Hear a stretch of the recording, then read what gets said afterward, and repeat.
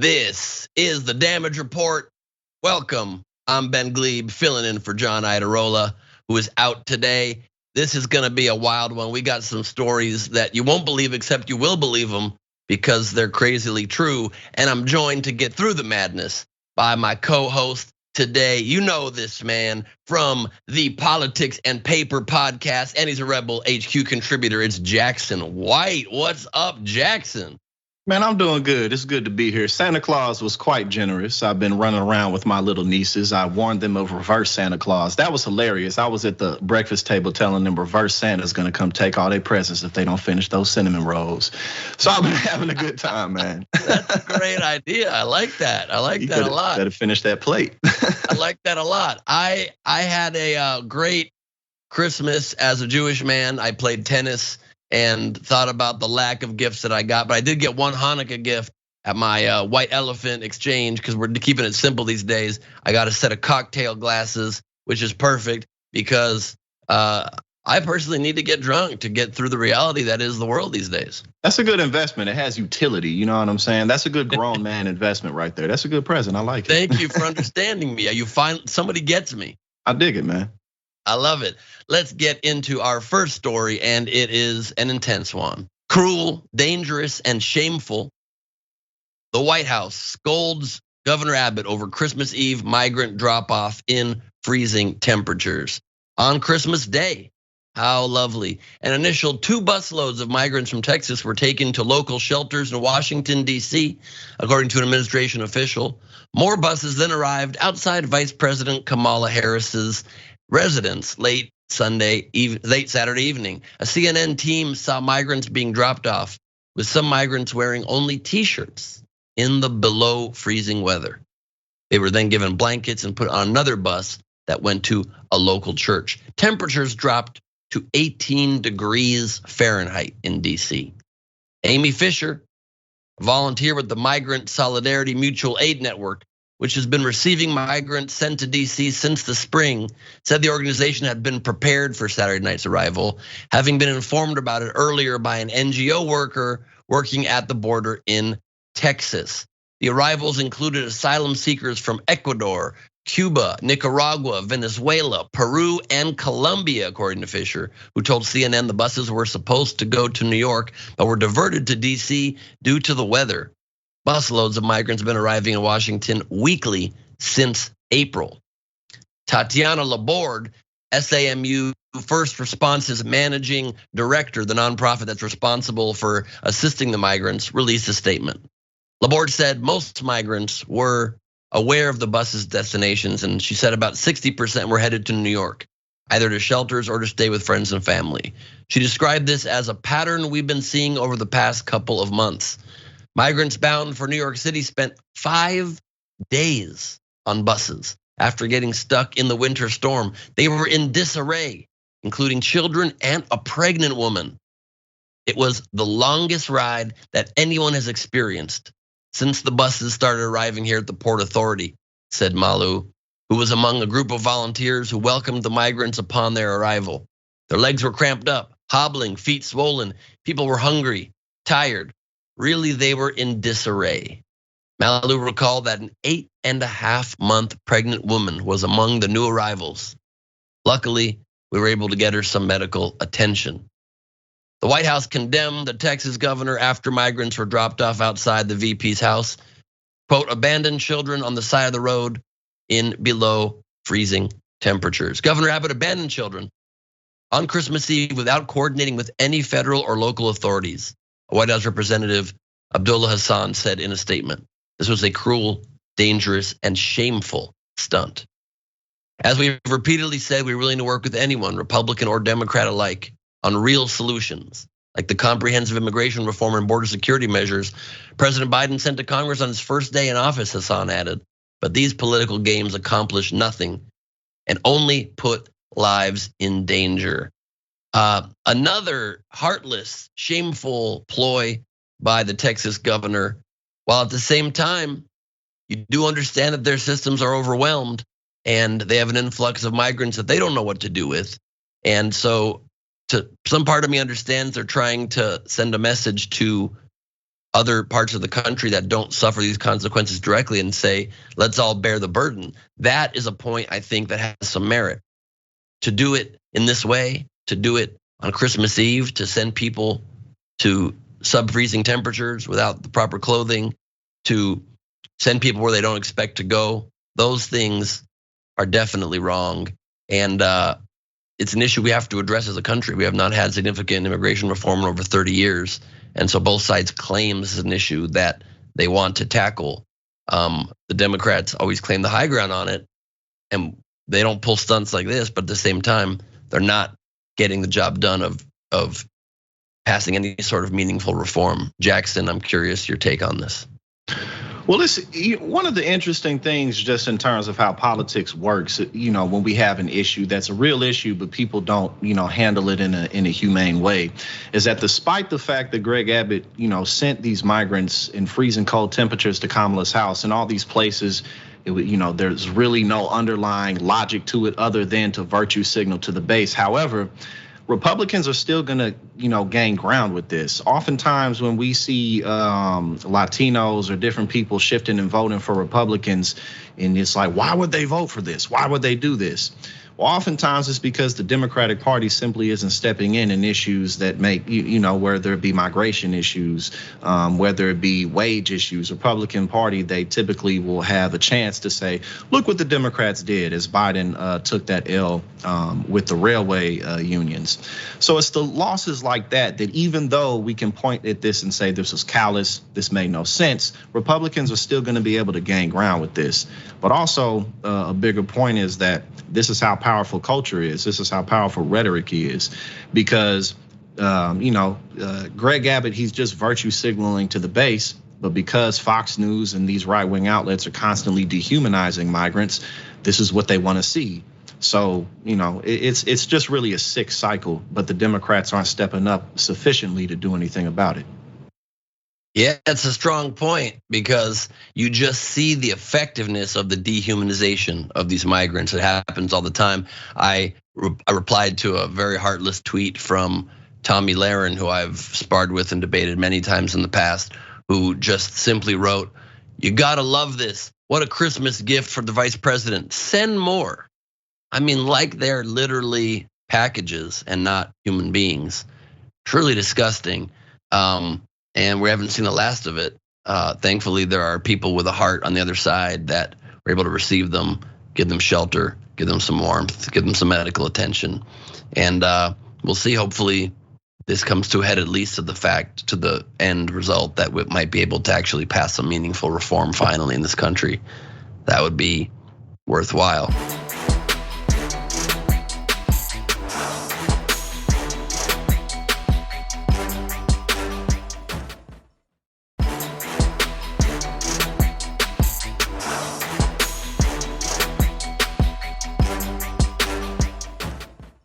To get down to the nitty and gritty, I'm not a fraud. I'm not a criminal who defrauded the entire country and made up this fictional character and ran for Congress. I've been around a long time. I mean, a lot of people know me. They know who I am. They've done business dealings with me. I'm not going to make excuses for this, but a lot of people overstate in their resumes or twist a little bit or ingratiate themselves. I'm not saying I'm not guilty of that.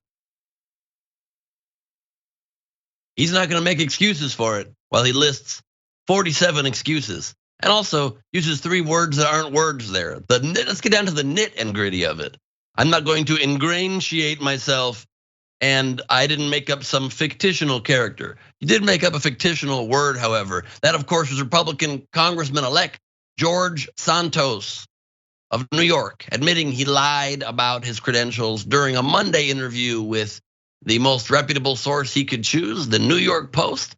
It seems everything he was accused of lying about, his education, work history, personal life, religion, people he knew, is that all? All of it seems indeed were lies. New York Representative-elect George Santos confessed on Monday to a multitude of lies he made on the campaign trail, including about his education and work experience, but he denied that he claimed to be Jewish, according to the Jerusalem Post. Santos, who gave an interview exclusively to the New York Post, insisted the controversy won't deter him from serving out his 2-year term in Congress after winning his election in November in one of the 4 New York congressional districts flipped by the GOP. Of course, it won't deter him from serving out his term. He's a Republican. They thrive on this. He probably is going to get promoted, be put as the head of every committee.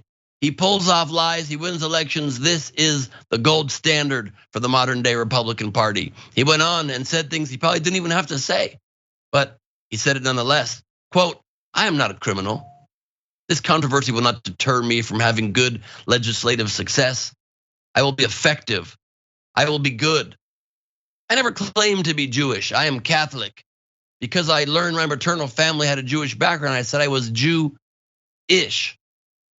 Literally the joke that every Jewish boy makes when he's 7 years old.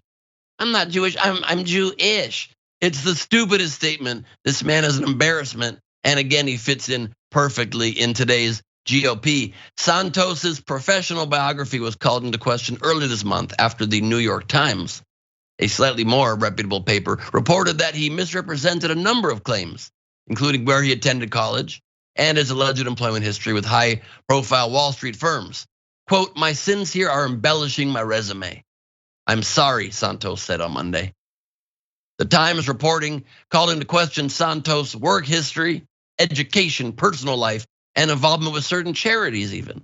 He confirmed the reporting, including the fact that he was married to a woman for 5 years in spite of running as a gay man. I dated women in the past, he said. I married a woman. It's personal stuff. Sure it is, except when you misrepresent who you are, get in office, and then come clean just right after. During his interview with the Post, Santos also called his past claims about working for Goldman Sachs and Citigroup a poor choice of words. He actually worked for a company called Linkbridge and was never affiliated with either bank. I will be clearer about that, Santos said. It was stated poorly, as reported by Kip Jones and Mediaite. I love very much that he thinks it's a poor choice of words to completely invent that you worked for companies. You understand as a Republican candidate wanting to claim you worked for Goldman Sachs because that's the only way to get everyone in the Republican Party aroused. As the Daily Show with Jon Stewart once called Goldman Sachs, or as it's more properly known in GOP circles, Goldman Sachs. They need that. They need that cred to believe somebody's gonna be greedy enough, corrupt enough to serve their interests. He made it up, and that kind of made up for lost time in a way because he might not have had the resume, but he does have the grit to say and do whatever it takes. Truth be damned. Santos also admitted he never graduated from Baruch College or anywhere else. I didn't graduate from any institution of higher learning, he told the Post. I'm embarrassed and sorry for having embellished my resume. Santos concluded, we do stupid things in life. Sure, people do stupid things like getting a little too buzzed at a party, having to call an Uber and keeping your car in a pay lot. And you can show up and it's towed in the morning, stuff like that. People don't invent entire identities, lie about every single part of their history, and then act as though, oh, I just kind of made a little tweak to my resume. But it's just the new norm for the Republican Party these days. Jackson White, please weigh in.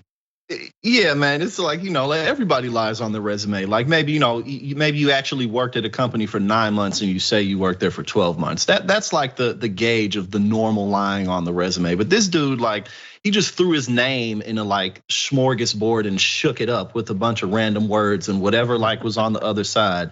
Where he just went around the house and took all the loose drugs. I don't know what this pill is, but I'm gonna crush it up and I'm gonna roll it in this blunt and I'm gonna smoke it. Write that down, bro. Like type of session, like everything about this dude's life was fake. When I first heard about him, I like, cause I wasn't really paying too much close attention to it, but it was just like, oh man. And he's not deterred from serving his term. I mean, but like you said, why should he be? This is the Republican Party and he made his way there. But I mean, like literally everything that he could have lied about, he lied about. But if he does serve his term, this is gonna make for some great content because he's not gonna stop. He just lies. That's what he does. Yep. It's gonna be a short time till he is Speaker of the House and is a leader of the ilk of Kevin McCarthy, who we will get to in a moment, but not right now because it's time for a break. Don't go anywhere. We have much more TDR when we get BAC. K. Stick around.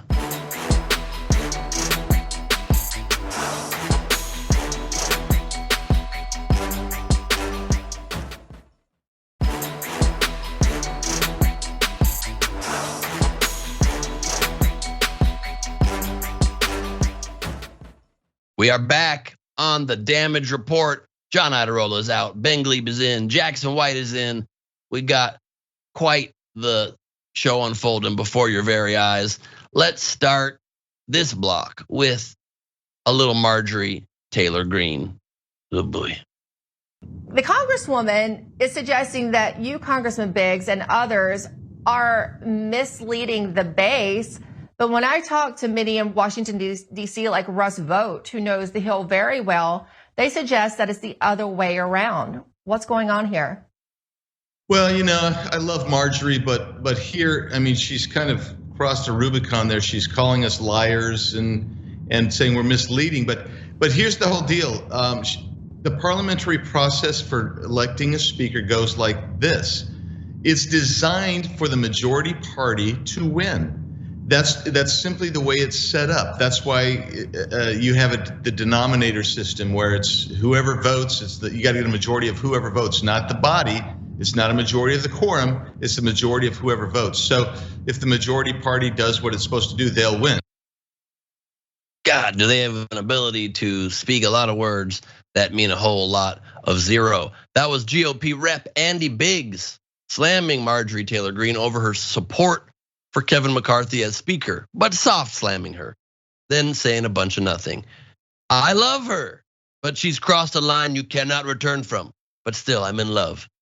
To paraphrase Biggs, Republicans have a never Kevin 5, a strange name that could have worked more on. That includes Biggs, Rep Bob Good from Virginia, Matt Rosendale from Montana, Ralph Norman from South Carolina, and Matt Gaetz from Florida, attempting to thwart a McCarthy speakership victory. That anti-McCarthy GOP opposition force has since found themselves locking horns with a familiar face and once close ally, Greene.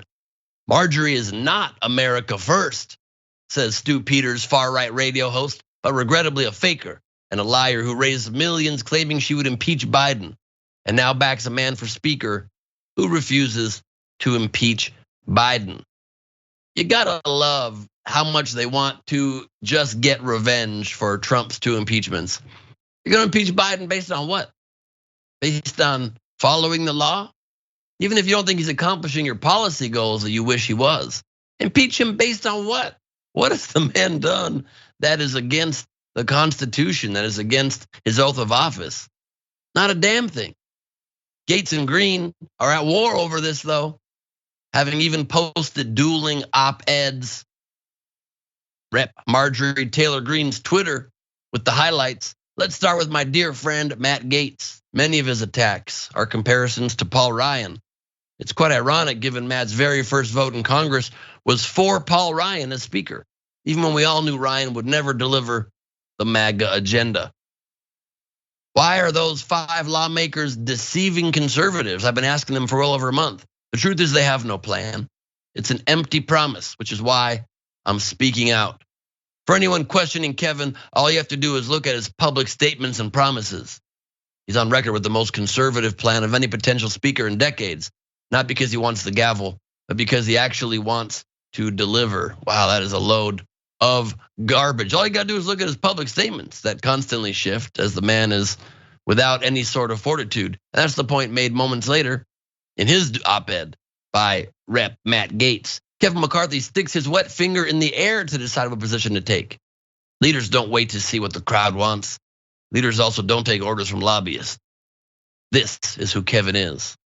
In sports, when the team loses games it is supposed to win, the coach gets fired. In business, when earnings vastly miss projections, the CEO is replaced. In Republican politics, a promotion shouldn't be failure's chaser. I do love that Matt Gaetz used a drinking heavily analogy for his political analogy there, considering some of his past. Every single Republican in Congress knows that Kevin does not actually believe in anything. He has no ideology. Some conservatives are using this fact to convince themselves that he is the right leader for the moment, as McCarthy is so weak, he'll promise anything to anyone.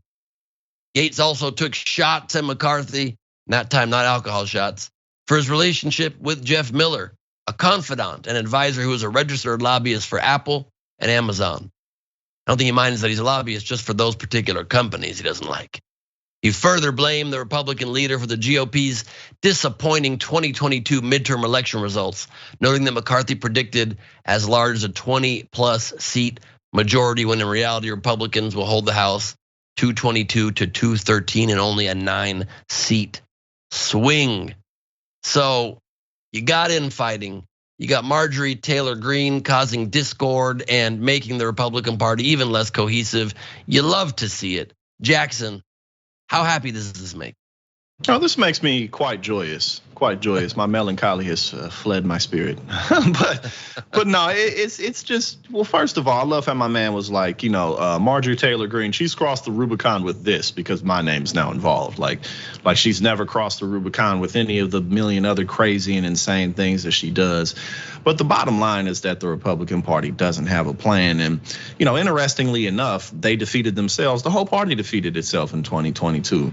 And going into the 2024 presidential elections, it's looking like they're going to be doing a whole lot of the same. Donald Trump isn't just going to back out of the election unless he's physically forced in jail, and he'll still be making noise from there. He'll still be finding ways, whether it's him or his remaining supporters, to pull support away from people like Ron DeSantis or whoever else is running. So the Republican Party is really a mess. That doesn't mean that, they still took the House, so it doesn't mean that they are totally incapable of pushing forth their agenda, as we know they are through the Supreme Court, the court system in general.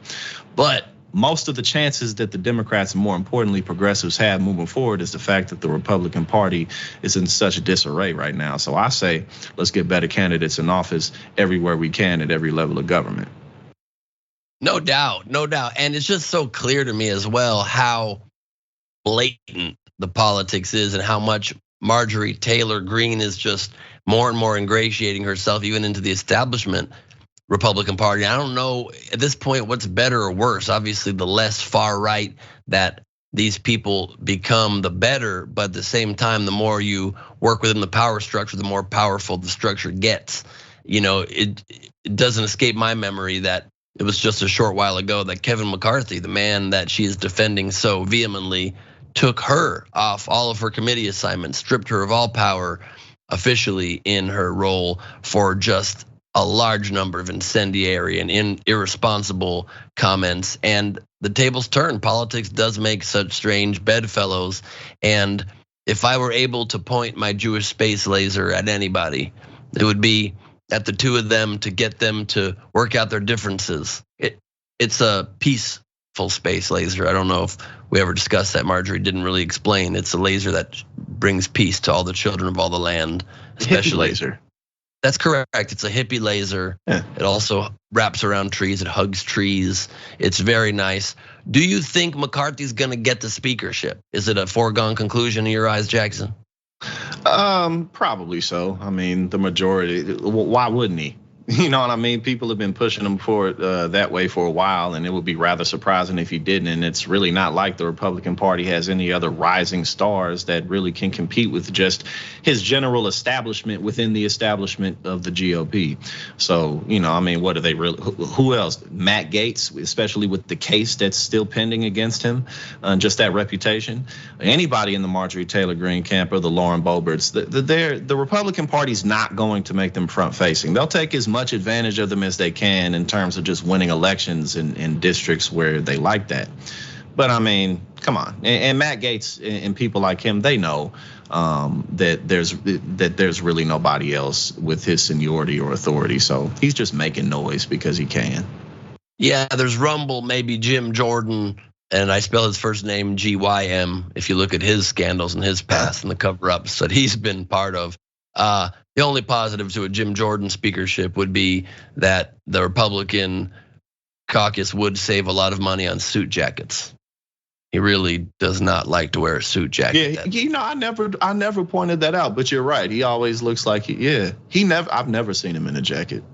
He thinks rolling up his sleeves literally means just rolling up your sleeves, and that's all the work you have to get done. I rolled up my sleeves today. Am I done? Can I go home now?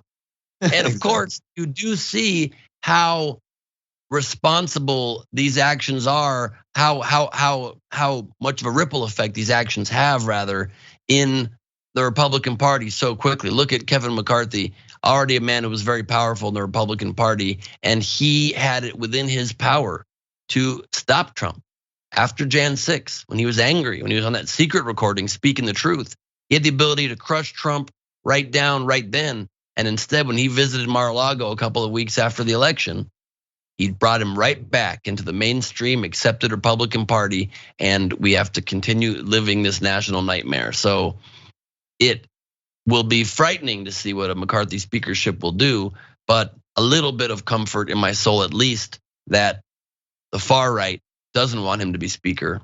I don't know, maybe to some degree, some amount of evil will be slowed. That's the best we can hope for on that side of the aisle these days. I think it's time for our next story. New York, Governor Kathy Hochul, Democrat, nominated a conservative anti-abortion judge after promising she would protect reproductive rights. As of now, Hochul has not given a statement as to her reasoning for the appointment. You heard it. New York Governor Kathy Hochul on Thursday nominated Hector D. LaSalle, a conservative jurist who is sided with Crisis Pregnancy Centers, or CPCs, to lead the state's highest court for a 14-year term.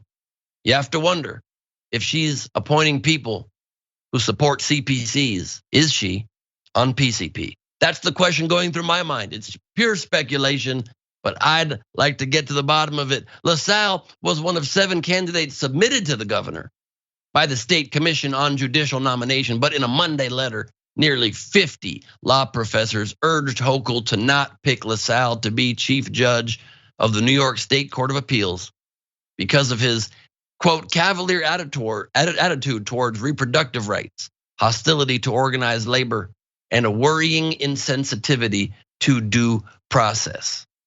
Other than that, he's a real nice guy, so he's got that going for him. Here's one reason they're concerned about his judicial record. In 2010, the New York City Council held hearings into CPCs and determined that one of them, expectant mother care, was practicing medicine without a license. On the basis of that finding, the New York Attorney General served it with a subpoena to learn more about its operations. To remind you, these CPCs are these conservative organizations that purport to be providing pregnancy planning and family planning care, but instead are there to mislead and pull people away from their own bodily autonomy rights and making decisions on their own. Justice LaSalle intervened in this case to shield the CPC from the application of healthcare licensing laws. The opinion stated that the Attorney General could not get the advertisements and promotional literature, brochures, and pamphlets that the CPC provided or disseminated to the public in New York State, or the list of CPC's funders, even after court review. The opinion Justice LaSalle joined concluded that the information was not important or relevant enough to the Attorney General's investigation to require disclosure even to the court. I mean, that is shady-ish if you ever heard any. Not even to give them access to the brochures the general public could get. What are you hiding, baby? It's imperative that New York judges appreciate the importance of the right to choose and the many different fraudulent subterfuges anti-choice activists deploy, as written in a letter from law professors reported by Jezebel. What has Hochul said previously about abortion rights? Was she ambiguous? Did she make it seem like maybe she would be open to appointing so-called pro-life judges? Well, after Roe v. Wade was overturned, Hochul said the state would be, quote, a safe harbor for abortion patients and created a $35 million fund for abortion clinics to help them handle the coming tide of out-of-state patients, like the Louisiana woman who was forced to travel 1,400 miles to New York for an abortion. Hochul called the overturning of Roe repulsive at every level. Yet, this is what happened. Jackson, what reason possibly would Hochul be approving this person to the highest spot on the bench in her state? I think that instances like this really go to show that the money in the system is really what makes the decisions at the end of the day. Because when you have a lot of bureaucracy and when you have a lot of layers with any type of hierarchy, regardless, you're gonna need to be able to count on your other managers. You're gonna be able to need to count on whoever it is that's operating. Hochul, whether she knows it or not, allowed this judge, whether she really checked his background or not, it doesn't matter. Her nominating this person is completely contradictory to the statements that she made. But again, oftentimes people in these positions, it's just part of their career. They raise money all the time. They're used to the money in the system. They're surrounded by it. They swim in it. It's nothing to them. So again, a lot of these nominations that we see, it can be easy and accurate to point our finger at people in specific positions, but really it's just the money making the decisions. And that's the biggest problem with our system at large, is because oftentimes the people who we elect to be in these positions, they don't make no decisions. The people who've been putting money in that seat have been putting money in that seat for decades. So that's really the biggest issue here. Yeah, and I think that's a good point. And also, I fear that the tide of public sentiment of outrage against the overturning of Roe v. Wade is waning. I think people are adjusting to this new normal, and we can't let that happen because these are human rights that are being taken away. To some degree, it makes me much more glad that I live in a state that at least is a true safe harbor here in California. And that does point out the very large gulf sometimes between states, and that states' rights are still a very important part of this country. And you sometimes wonder, why do we have to keep fighting for other states that don't allow the same freedoms to their people in a country that has the freedom to decide state by state a lot of these issues? And then you see something like this happen in New York and you realize, well, that's why, because it slips in everywhere. There are these Trojan horses that are not even going to allow you to use Trojans. We'll get to that part of the story in a second. But these people that don't want to stop, that do want to stop, rather, people expressing their own true freedom and instead want to impose their vision of the world on others. And it's a good chance to remind all of you that if you find yourself in a situation, a state, a family, a circumstance, that you are not being given your full access to your own human rights, to your ability to make your own decisions for your life, there are options. You can now, thankfully, instead of, God forbid, having to go to dangerous back alley abortions, you can go to a website called plancpills.org, plancpills.org, and get abortion medication sent to you. It's safe and easy to use, and you can take care of your own life and make your own decisions that way without the long arm of the government. A lot of people that are against government overreach on the right side of the aisle, as I've said before, have no issue with government innerreach, reaching right into your body. So don't let that happen. Control your own destiny on that, because look, it's happening everywhere. Not even just abortion. As we warned, there would be things that would roll back other rights. There would be legislation passed that there'll be decisions, rulings from judges that will take more of your rights away. And it's happening again now. Of course, Texas leads the way in this regressive garbage. A judge now says minors need parental permission to even get on birth control. Hence the Trojans statement a minute ago. US District Judge Matthew Kaczmarek, an appointee of former President Trump, ruled that minors should be required to seek parental consent to get birth control because parents have a fundamental right to control and direct the upbringing of their minor children. Already in the state of Texas, minors nearly always have to obtain parental consent to get birth control. Title 10 clinics are the only exception to this, as they aren't allowed to require parental permission or notify parents about minors getting birth control. Title X is a federal program that offers cost-free and confidential contraception to anyone regardless of age or income. The state has just 176 Title X clinics, however, serving its 254 counties. and teens without access to a car or money to travel to them may struggle to access them.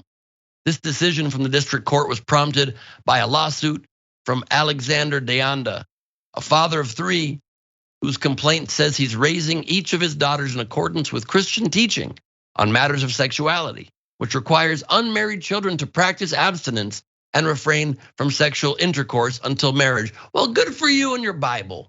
Good for you and your decision to raise your children a particular religious way based on a book written thousands of years ago. That's your right to do. What's not your right is to pass laws to make your religion and your religious beliefs the barometer and the guidepost for all of us. That's why this country has a separation of church and state, despite what lawmakers on the right are trying to bring us toward these days. You don't get to do that. That's not your purview. Stay in your lane. You want to raise your daughters a certain way, raise them that way, and see if once they're aware of the freedom that this country grants to its citizens, if you still have that control over them or not. Do you? Give it your best shot, but keep it within the confines of your own family, not across this nation. Nan Whaley, Director of External Affairs, the Texas-based youth reproductive justice group, Jane's Due Process, or JDP, said the district court ruling violates young people's self-determination and bodily autonomy. Damn right it does. At a time when, quote, the demand for birth control skyrocketed amongst young people in the wake of the Supreme Court's decision overturning Roe versus Wade. Kaczmarek's ruling hasn't yet taken effect, as he didn't issue an injunction to immediately prohibit all minors from getting birth control without parental permission. Per the Texas Tribune, his ruling is expected to be challenged. If you live in Texas, my advice, stock up, get it quick.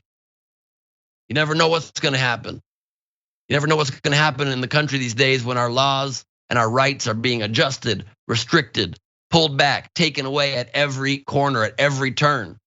When you still have a freedom, take advantage of it. Jackson White. Yeah, well, so first of all, people who set these types of preferences, or, people who want to ban pornography and stuff like that, it's like, it's really just a reflection of people just having unhealthy relationships with themselves and unhealthy sex lives and whatever that means, because pretending like human beings aren't sexual creatures is ridiculous. Pretending like I have full mastery over my urges. No, you don't. And again, it's like thinking about children and what they may do. Why are you thinking so much about how young teenagers' sex lives, first and foremost? But that aside, obviously we know that this type of approach simply doesn't work. People have sex, and therefore we should be encouraging them to do it safely. We should be encouraging them to learn about how it works, to know who they're sleeping with, et cetera, et cetera. Instead, obviously we know that this would just lead to more pregnancies, more STDs, and what have you. On top of, for the most part, and if you're 17, 18, who cares how old you are? May not be any of your parents' business. What if you don't have a good relationship with them in the first place? I mean, I still don't necessarily just openly talk about my sex life with my parents. I'm 30 years old, so it's just clearly it's an overreach. And, like you said, that's great that you want to raise your daughter or your son in a certain type of way. That's great that your religious doctrine is written in a certain type of way, but we're sexual creatures. And so we need to treat ourselves as such. And Jackson, as a man slightly older than you, let me just say, I don't know that you ever need to get to the place where you're openly talking about your sex life with your parents. Yeah, I agree. Definitely, I agree.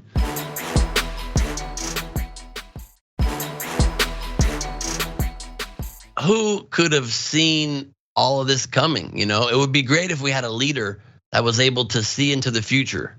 Oh, wait, maybe we do. Donald Trump wished everyone a Merry Christmas, which was really nice of him to do.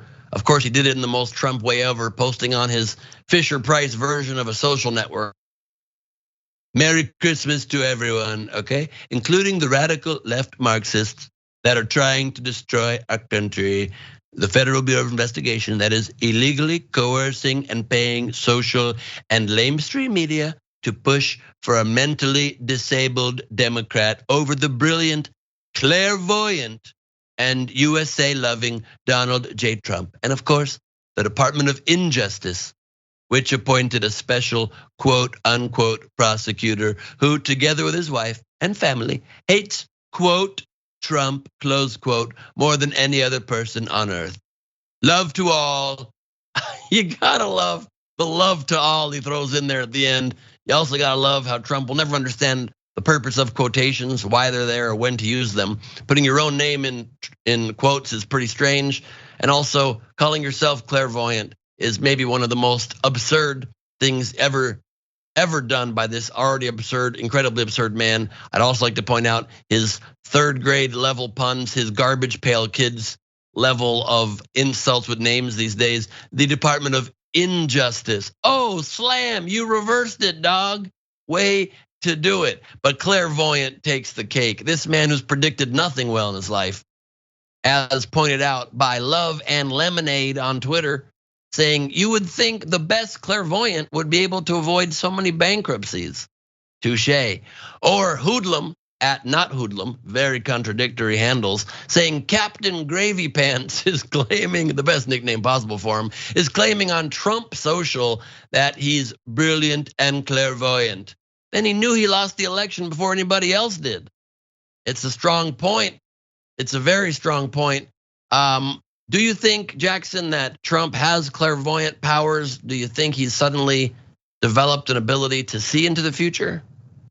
Well, the only clairvoyance I've ever seen from him is his comments on crypto. But then again, that's just because he's too old to believe in crypto anyway. So other than that, no. Well, but have you seen that mashup video where he's like, nobody knows this like me. Nobody can do this like me. Where like no one knows anything like him. He's the best at everything. I mean, it just goes without. So pretty much, the fake phone calls he was given, like where he was calling that news outlet, like Donald Trump's a total stud. He totally sleeps with all the babes. All the babes want him.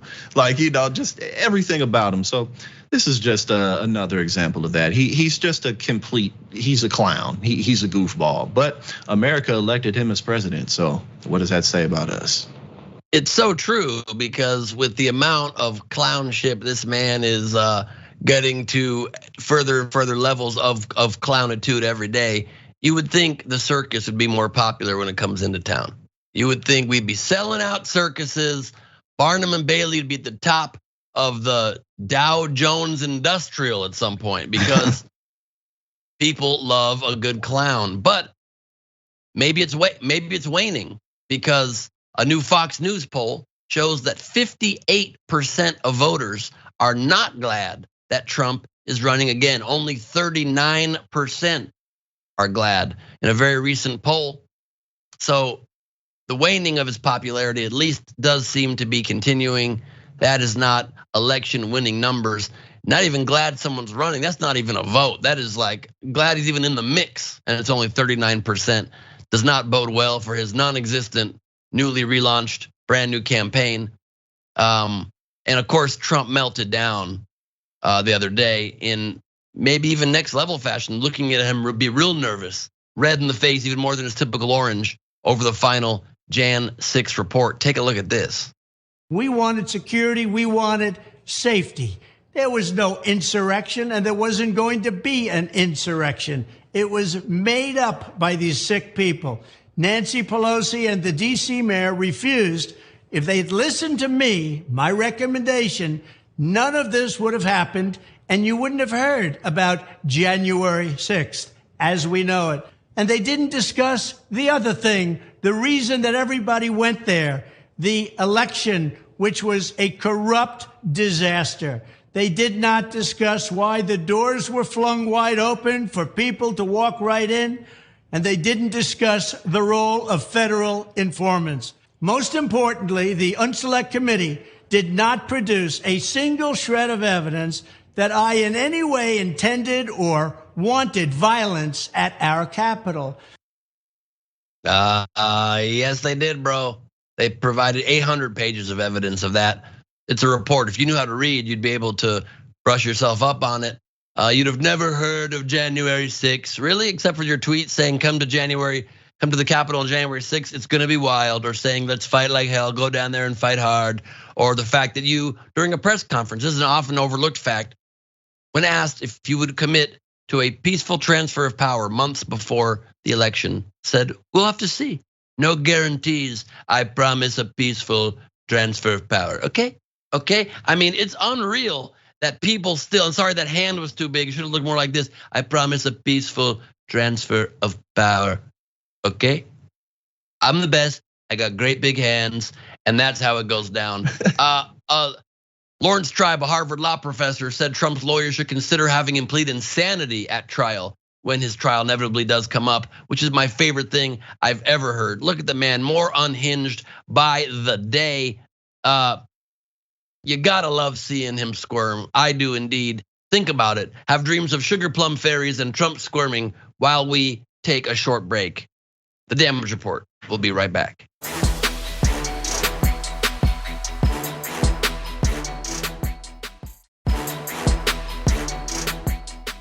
We're back on the Damage Report. Ben Gleib here with Jackson White. I'm filling in today for John Iadarola. This is his show. If you're new here, I'm not normally here, so relax. It'll be even better when John's back, okay? I'm just a cheap substitute, and you should accept no substitutes. People know that. It's time for another story that brings the GOP to lower and lower levels. There's no bottom for these people. Election denying, super sore loser Kari Lake is drowning in her own lake of tears. Judge Peter Thompson ruled on December 24th against Lake's filing the 2022 election had been tampered with. Kari Crimea Lake then posted and then deleted a conspiracy about the judge, attacking his ethics, of course, evidence-free. Mark Elias posted a few days ago, I asked what conspiracy theory Kari Lake would offer for why she lost her election contest lawsuit. It's more insane than I ever predicted. Kari tweets, the dismissal of Kari Lake's election lawsuit shows voter disenfranchisement no longer matters. Continuing the third person all these people are doing lately, at Rach_IC, legal experts believe his decision by Judge Thompson was ghostwritten. They suspect top left-wing attorneys like Mark Elias emailed him what to say. They suspect, they think, they hope. None of it's true, none of it's based in anything. Of course, Judge Thompson's the one that found the court did not have any clear evidence of widespread misconduct that could have impacted the results of the 2022 midterm election. During a 2-day trial, Lake's team focused on ballot printer issues in Maricopa County, asking the judge to declare her governor or order a revote in the county. That's your options. Declare the loser governor or do an expensive revote. Because of why? Because of printer problems. Printers run out of ink, Kari. That's not election fraud, just the nature of printers. We all know that. But turnabout is fair game, and hopefully justice will boomerang right back at Lake's democracy ruining ways. Maricopa County has filed a motion on Monday for sanctions against former Republican gubernatorial candidate Kari Lake. The motion was joined later on Monday by Arizona's governor-elect Katie Hobbs. I like that she's stepping on to that motion. She defeated Lake and is now seeking attorney's fees and expenses, requesting about $37,000 paid as a sanction. All told, however, it could be much higher than that. Between Hobbs and several lawyers for the county, Lake and her attorneys could face up to $700,000 in sanctions to cover total fees, according to Justin Lum. That would be a good bit of justice. Kari Lake, of course, says she will appeal the ruling. The only appeal this disgusting person could possibly ever have, because it sure ain't there in her personality. Jackson, we got a minute left. What are your thoughts on this? I mean, it's always astounding to me when people like this run for office in the first place, let alone the whole strategy being ridiculous, that, anyone with 2 pairs of eyes or a half an eye could have seen that the strategy was a losing one. People like Kari Lake, who was a successful broadcaster before she even got in office, she didn't need to do this. You look at, what's her name, Dr. Oz. Now his career really, he still got money, but moving forward, he just really isn't in a good position brand-wise, and he never should have stepped foot in the race. So Kari Lake really is just embarrassed, but there's nothing she can do to erase the fact that she ran a ridiculous campaign on a foundation of lies and she just lost. And so now moving forward, she's gonna look like a joke and a clown, but that's the bed she made for herself. That is indeed. Jackson, thanks for being with me. Thank you all for being with me. We got much more show in the aftermath coming up right now.